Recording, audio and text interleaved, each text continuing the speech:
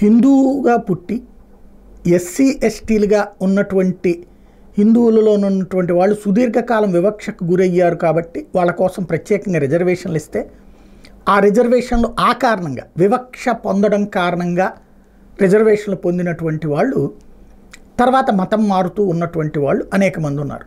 100కి 70-80% మతం మారినటువంటి వాళ్ళే ఉన్నారన్నటువంటి చర్చ కూడా ఉంది అనేక ప్రాంతాలలో.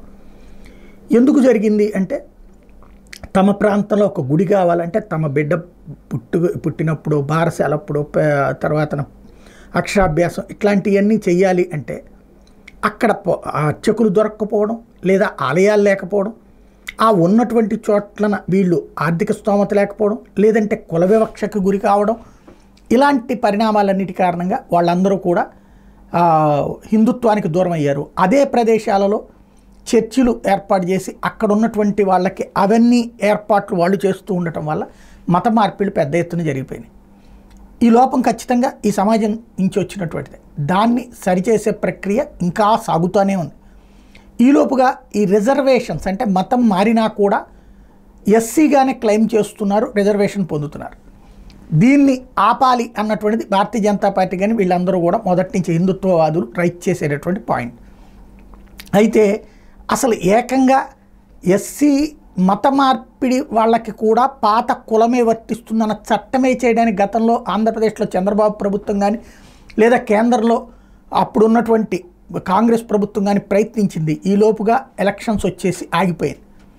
ఇక భవిష్యత్తులో ఆ చట్టం చేయడం కష్టమేమో. ఎందుకంటే ఇప్పుడు సుప్రీంకోర్టు ఇచ్చినటువంటి తీర్పు, ఒక అమ్మాయి తన తండ్రి ఎస్సీ, తల్లి క్రిస్టియన్, తను ఈ అమ్మాయి పుట్టిన తర్వాత 3 సంవత్సరాలకే అమ్మాయికి బాప్టిజంలోకి అంటే తల్లి తన మతంలోకే తీసుకెళ్ళింది.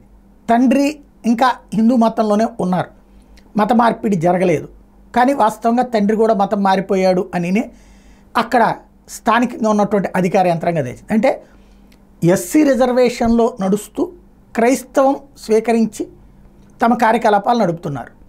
అమ్మాయి ఎస్సీ కుల ధృవీకరణ పత్రం అడిగింది. మీరు సాధారణంగా కుల ధృవీకరణ పత్రం అప్పుడు అధికారులు వచ్చి వెరిఫై చేయాలి ఇంట్లో. అంటే మామూలుగా అయితే కనుక పుట్టినప్పుడు ఏ కులం వస్తుందో అదే వస్తుంది, కానీ మరేది ఉండదు కదా అంటాం. కానీ ఈ మత మార్పిడుల కారణంగా ఈ జాగ్రత్తలు తీసుకోవాల్సి వచ్చింది. అందులో భాగంగా అమ్మాయి ఇంటి దగ్గర వెరిఫై చేస్తే వాళ్ళందరూ చర్చికి వెళ్తారు, క్రిస్టియానిటీలో ఉన్నారు అన్నటువంటి విషయం తెలియదు. అదే కారణంగా వాళ్ళు ఆ సర్టిఫికెట్ని తిరస్కరించారు, ఎస్సీ కుల ధృవీకరణ పత్రం ఇవ్వలేదు.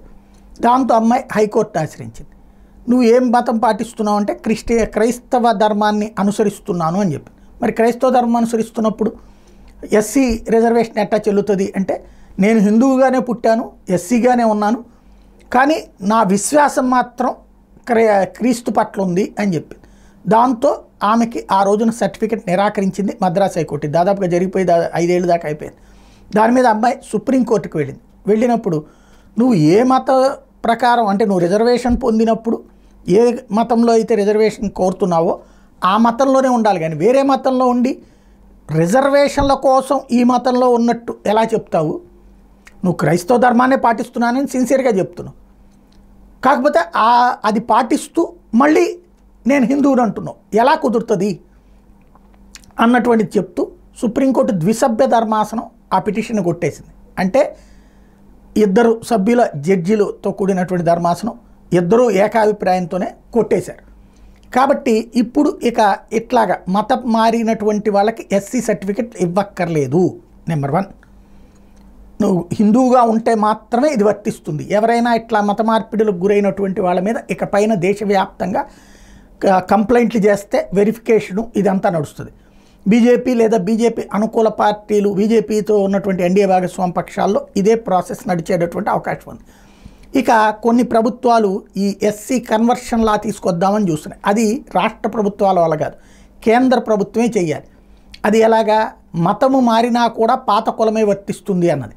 సుప్రీంకోర్టు ఇప్పుడు ఈ అభిప్రాయం చెప్పింది కాబట్టి ఈ అభిప్రాయాన్ని కాదని అట్లాంటి చట్టం ఒకవేళ కేంద్రం తీసుకొచ్చినా రేపొద్దున కాంగ్రెస్ ఐఎన్డీఏ కూటమి వచ్చి తీసుకొచ్చిన చెల్లుబాటు కాదు. ఎందుకంటే ఇప్పుడు 2 సభ్యుల ధర్మాసనం కొట్టేసింది కాబట్టి ఇదే దానికి కూడా వర్తిస్తుంది. ఒకవేళ ఆ చట్టం మళ్ళీ చేసి అమలు చేయాలి అంటే 5 సభ్యుల రాజ్యాంగ ధర్మాసనం దగ్గరికి వెళ్ళాల్సి ఉంటుంది. కాబట్టి కన్వర్షన్ కి సంబంధించి అంటే మత మార్పిడికి గురైనటువంటి అంశంలో కీలకమైనటువంటి తీర్పు అని చెప్పాలి ఇది.